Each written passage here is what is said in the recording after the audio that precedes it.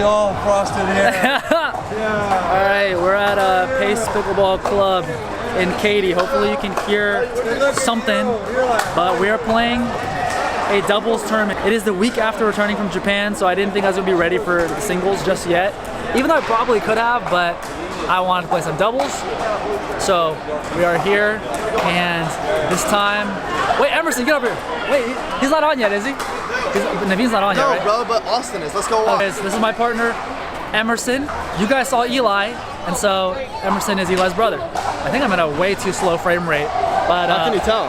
It looks laggy, dude. I need to change the shiz. Anyways, but bro, this is crazy. I know. So Emerson and I have been practicing. We've never actually played together until like 2 days ago, but it has been going pretty well, wouldn't you say? Yeah.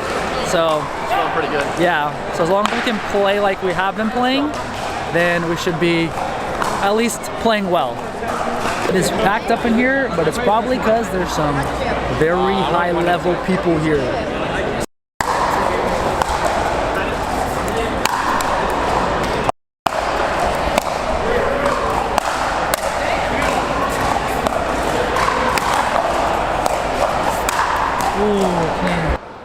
Alright guys, it's your boy Tigu back once again, but this time we are in a doubles tournament. This is technically my third, or maybe even technically fourth if you want to call it that, doubles tournament. The first doubles tournament I ever played was a week into playing pickleball, which is very, which is very bad because I don't know if you guys know this, but doubles has a lot, I think doubles has a lot more nuance and differences from tennis than singles. Like you can kind of get into singles pretty decently, but doubles, like if you're a new tennis player and you're playing people who are experienced in pickleball and know how to play doubles, like your chances are you're gonna get wrecked, especially if you're hitting all these slice volleys and all this stuff like that. So it's a very different game. So I don't really count that one as my first doubles tournament, but whatever. Anyways, then the second and third doubles tournament I played, they were on the exact same day. It was that last one I posted where Eli and I played a 3.5 and 4.0 concurrently, which was very interesting. We ended up getting third in the 3.5s because I think we had a good look at second, but it's whatever. And then we got fourth in the 4.0 because we were not expecting to make it that far at all in the 4.0s. So that was interesting. But anyways, I've been, as always, it's like open plays is where you go to like practice if you don't have like people to go practice singles with. But open play is basically all doubles, right? So I've been playing a lot of doubles, and I actually really enjoy it now. It's very different from singles, with the whole dink game and all that stuff. But I actually do find it very interesting, and it's almost like a completely different mindset. So I really want to get more into playing doubles tournaments, but it's kind of hard to find partners sometimes. So Emerson was nice enough to play with me for this tournament, and we were like, all right, let's see how we do. So like I said in the beginning, and by the way, let me just go ahead and advertise right now. So obviously these videos take a lot of time to edit, etc., and do the commentary.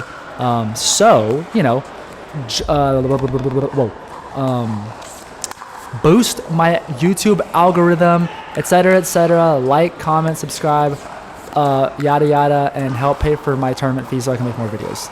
You know the drill. But anyways, I'm not sure, I'm probably not going to be speaking through this whole thing. Holy guacamole, see the freaking heat on that overhead? The whole video, because this video is like 30 minutes long. I'm not sure if I have that much yapping in me, but I will at least talk a bit about, I'm going to speak at the beginning of every match at least, because this is all the pool play matches from the day. So I will talk about every game at the beginning of those. So yeah, I'm not sure if I'll be talking through every game, but we'll see. But right now I'm just going to talk about basically the lead up to the tournament. So I got back from Japan and I was like, okay, well, I'm returning to Houston. I might as well play this tournament. And Emerson was like, I'm down to play with you. And Emerson's freaking a big hitter and he's very good. So I was like, all right, sounds good. We were both, I think we did the 4.0 tournament. I think Emerson was rated right about a 4 or something. I'm not exactly sure what the circumstances were. I don't actually remember, but because the 3.5s were full, even though technically Emerson and I are both 3.5 rated players. In our lead up in practicing, since we've never actually played together really, we played against only 4.5 plus players, like officially, and we basically were even, if not beating them the majority of the time. So it was actually looking very good, and we felt really good in practices, and it was fun. And we're like, okay, if we can carry this into the tournament, like it really shouldn't be difficult at all. However, guys, that's where the tournament aspect comes into the, oh my lord, wow, what a get. The tournament aspect comes into the game because, you know, you might play amazing in practice, but in tournament there's a different level of pressure. You know, in practice, it really doesn't matter. Win or lose, it's not a big deal. In tournament, it's not only the pressure for yourself, but there also could be the pressure of not wanting to let your partner down because you know it's a tournament. It's like, you know, important, whatever. So there's a lot more added pressure, which means a lot more nerves. And there can also be pressure coming from yourself internally. And so it's very difficult to play as well in a tournament until you kind of overcome those things. And so even though Emerson and I played really well in practice, like this whole video, I'm going to just say like, it's not, this is probably like, I don't think it's anywhere near what we were doing in practice, honestly. But there were glimpses for sure. But coming into this, so this is the match number 1, right? This is actually the dude in the black backwards. Oh wait, they're both. The guy that's wearing the shirt that says Team Era. He's actually the owner of Era Pickleball Club that Emerson and Eli are members at. So that's kind of crazy. But so they see him on the regular. But coming into this first match, I'd say, like, even for me, I was a little, like, I had a little nerves at the beginning, but it's just because, like, the first match nerves, you know, like, first match in tournament, doubles, not ever playing doubles tournaments, etc., etc. So I had a little bit of that, and I think what I see in this, besides, like, there's just some easy misses or whatever, but in terms of play or like tactics, it's like I was definitely rushing a bit too much. There are some shots where I'm trying to like speed up or make too much happen when it's not really there, and the risk is much greater than the risk reward ratio is not very good, and I am doing a little too much of that. That's a good play though. And actually I think throughout the tournament there's a little I think what I can definitely improve on is just realizing that in doubles, you don't have to necessarily make something happen because, you know, especially when it's not the super high level, you can kind of sit there and be a wall and dink or whatever and make your opponents give you something. Like, you don't need to rush or make something happen out of nowhere. And I think that would be really good. And that's kind of the way to not let, like, see, I tried to make something happen there, which that's not a bad shot to go for, but bad execution. I'm not unhappy with that. But going for too much too quickly can definitely make the game feel like it's getting away from you, especially in doubles. All right, now we're on to game 2. This is kind of an interesting game because the guy in the darker gray shirt, I actually played against him in my very first tournament ever when I was, like I said, just 7 days into playing pickleball. And so I had no idea what I was doing, and my partner was doing fine. You know, my partner was much better than me, and he was nice enough that my partner let me play with him. But these guys were just wrecking, or the guy in the dark gray shirt was definitely wrecking on me. I was like, when he started dinking, and, you know, me coming from tennis, I was like, I don't know what's going on. So, yeah. So anyways, this is kind of interesting just like to see kind of like, okay, can I hang with, like, what's it going to feel like now? Where before it was like, okay, I feel very out of place and not knowing what I'm doing, into like, all right, do I feel like I'm here, you know? So this game, I think I'm just going to let this one play. I will just comment that in this game, towards the end, we did get a little, or I sensed a little more tightness because they were kind of coming back a little bit. And I think when that happens a little bit, and especially when you've already lost the match, you start kind of questioning yourselves, and that's just not what you want to be doing. So that's just a thing of tournament play, you know, competition. Alright, before I forget, just let me note that I am timestamping all the matches as well as putting every DUPR of all the players upon signing up for the tournament, which is, you know, how they determine what bracket you're gonna be in, or what division you're gonna be in. So for anyone who's curious or for your viewing pleasure, I'm gonna have that in the description for the video. I'm going to stop the commentary right here, and I will pick it back up at the beginning of the next game, so you can see that. You can like skip to that if you want to, from the description timestamps.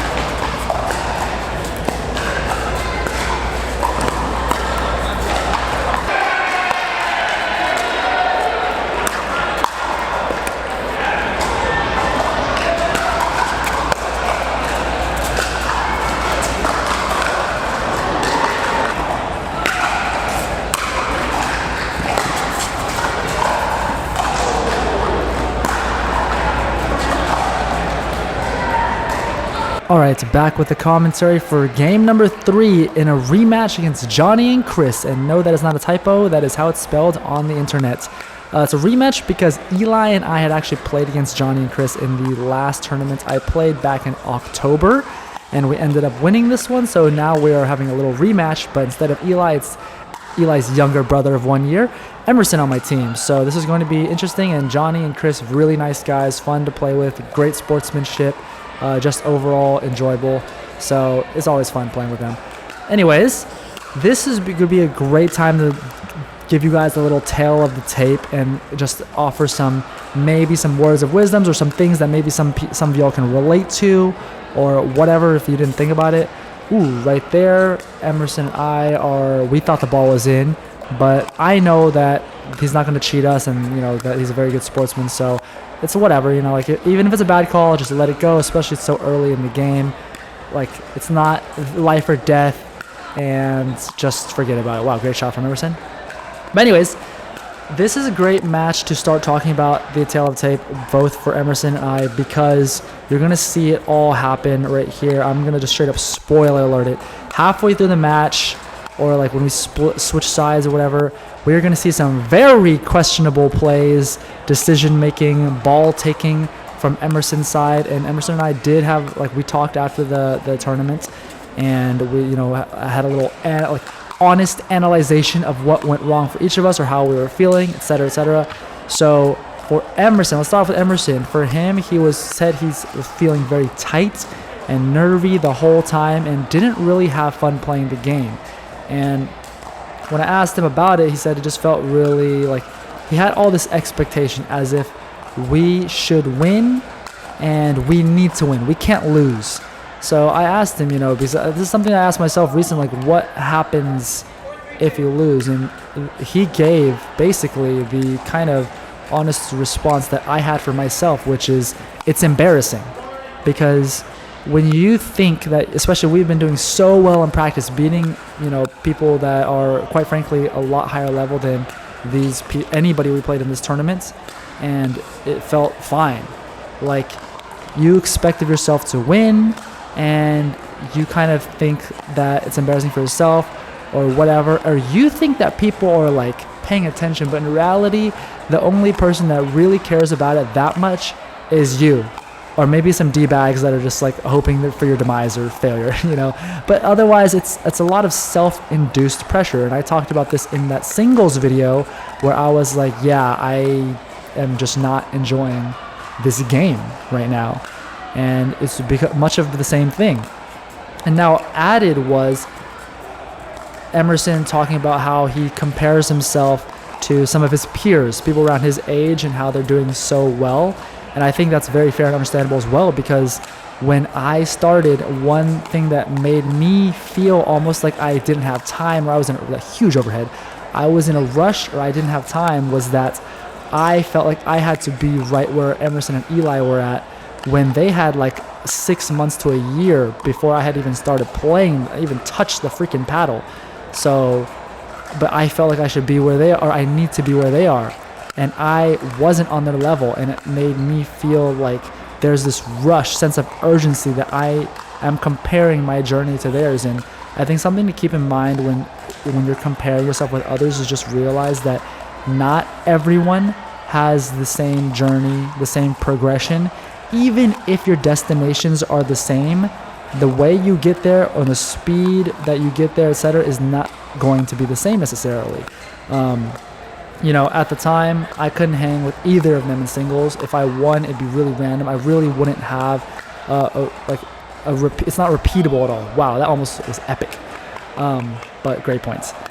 But now, in present time, I can play with them, and there's I feel like I know what I'm doing. I feel like I know what kind of mistakes or what I could do better. It's actually controllable.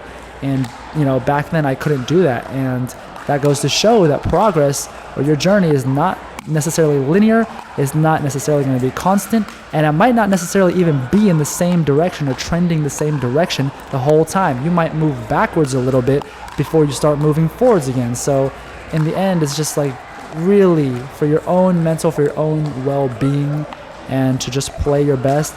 just like really got to focus on yourself, I find. And I know it's a little hard to do sometimes, but I think it's really just the best way. Like thinking about comparing yourself to others, it really doesn't help you in any way necessarily. So yeah, there's that. And then, as I mentioned earlier, he talked about he didn't want to let me down, but that is something that, you know, I think there needs to be this understanding when you're going into a match, like you guys are on the same team. It's not you, oh, here comes the questionable shot, making the drop shot off the lob that's completely telegraphed into the exact same shot. And for me, seeing that, I'm just like, I can tell he's nervous, and I'm starting to get flustered because I know that's not his game. And I'm like, what is this shot making? This is just not, these are not his, that's not how he plays normally, you know? So then now you're going to see me start trying to overplay, try to, like, look at that. I tried to hit a speed up one-handed backhand, which sometimes works, but it's just like so random in that moment. And I felt like I'm trying to play so freaking fast. And I was making mistakes because of that. So that is something else, you know, we see, like, I see Emerson playing like this or dealing with what he's dealing with, and now I'm starting to think too much about that. I'm concerned about what he's feeling or how I can help him or make him get out of whatever he's dealing with, but I can't, you know, and then I'm getting flustered when in reality, you know, just like that thing they tell you on the airplane, put on your own mask before helping others because you need to make sure that you're taken care of, is the same thing. I realized afterwards that I need to make sure that I'm good and that I'm playing my game before there's any like helping others. And sometimes you can't do anything and you got to just focus on yourself. You know, when you go out to play open play and you're playing doubles and you're just getting matched up with randos, right? You're not concerned about like their mental well-being and all this stuff. Like you are just like, you know, you say like the normal stuff like nice shot, no worries, etc., etc. But you're out there just, look at this, another rush. Like, why would I take that out of the air? It's kind of unnecessary. It's too high risk. But when you're at open play, you know, I'm kind of just worrying about myself and just trying to play my own game, develop my own game. And, you know, things end up how they are. And in the last game after this one against Johny and Chris, I finally got into that mindset where I was like, you know what? I need to just do my own thing. And, like, you know, Emerson will handle his own thing. Like, I can't control that, but I can better control how I'm playing. And so it wasn't until this very last game where I felt like I was a lot more just locked in, you know, just focused on the game. And so that is something that, you know, I think was a big learning lesson for me, is just don't worry about your partner too much, you know, like you just have to make sure that you're good for sure before you start just trying to like let that take over and let that affect your play, you know. So that two really big things here, both of us kind of dealing with something, you know, I thought I was going to be good, honestly, but I found myself actually starting to get flustered. And it's not so much at the, like, it's not about the losing the points or whatever. It's the way in that we're playing, that we're not playing our own game. We're just like doing weird stuff, but you know, you can't do anything about that when someone's such a, like, that is so, I felt so bad right there because clearly it's like, you know, is already very nervy, not really enjoying it, and then to lose the match, getting smacked in the face, that is some shiz right there. Yikes. So anyways, last game right here against Aldo and Kyle. Also, Aldo, really nice guy. What the heck? I just met him at this tournament. He was just like hella nice, and I think he actually saw me play Kyle in a singles match one time, and I got wrecked. So it was cool. And this is the match where we're starting off getting effing creamed. And then I was like, you know what? Stop worrying about this shiz and just play your own game. Then I started playing, like getting locked in and playing better. And then eventually, what felt like to me, Emerson kind of snapped out of it a little bit and started playing more his game. More slaps. Because Emerson is a freaking god at singles. Like, he hits the ball so big. And it's crazy because he's only played one tournament and he was like a 4.6 or something after that. So, and is very good. Anyways, yeah, so just some mental things there to like take note of or maybe consider. Whoa, swing and a miss. I definitely know that it's kind of like something that I'm going to take moving forward. Just like when I played that singles tournament and I found myself not enjoying it and realized that I was just putting a lot of pressure on myself. That was something that I was able to change my perspective after, and it helped so much. And I think moving forward, it's like this is something I'm definitely going to keep in mind when playing doubles, is to make sure that I am locked in on my own stuff before I try to like worry about other things that are not my own play. So yeah, guys, interesting doubles experience. I hope to play more doubles, and I want to play a mixed tournament, but I just like it's so hard to find partners or match schedules and stuff. But it's like I want to play like more doubles tournaments consistently, because I actually really am enjoying doubles. Like, I mean, it's like I enjoy it almost as much as singles. It's just in a different way. I find it very different. Singles is like this pure aggression. Like you're either on scrambling or you're massive offense, where in doubles there's actually kind of like this neutral period, which I would describe as like in the kitchen when you're dinking to each other, trying to like fish out something before you can be aggressive, which is very different, because you can't play neutral in singles or you're gonna get creamed if you're playing good people. So it's really fun, but I'm just having trouble finding partners at the moment. Anyways, if you stayed this long, thank you so much. I really appreciate it, and I hope you guys are enjoying the videos. I am trying to be consistent, but with all the travel and everything as well, I'm getting them like videos out about like once a week, something like that. So but if you stayed around this long, thank you so much, and I will see you in the next one. Don't forget to like, comment, subscribe, etc., to hopefully get someone to like sponsor my tournament fees. So, and until next time, peace.